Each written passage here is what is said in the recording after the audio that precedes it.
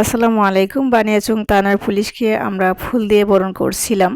তো আশা করছি পুলিশ আমাদের বন্ধু হয়েই থাকবে, সত্য পথে চলবে আর ন্যায়ের পথে থাকবে, সবসময় ন্যায় নীতির সাথেই চলবে আশা করছি, কারণ পুলিশ আমাদের একমাত্র বন্ধু। পুলিশের কার্যক্রম শুরু হবে, তাদেরকে ফুল দিয়ে শুভেচ্ছা জানাচ্ছেন বৈষম্যবিরোধী ছাত্র আন্দোলনের সমন্বয়ক সহ ছাত্রছাত্রীরা। শুভেচ্ছা জানিয়েছেন, স্বাগত জানিয়েছেন বানিয়াচংয়ের দায়িত্বপ্রাপ্ত সেনাবাহিনীর মেজর জনাব মাহিয়ামেদ চৌধুরী, উপজেলা নির্বাহী অফিসার জনাব মাহবুবুর রহমান সহ বানিয়াচংয়ের সাংবাদিক সমাজ।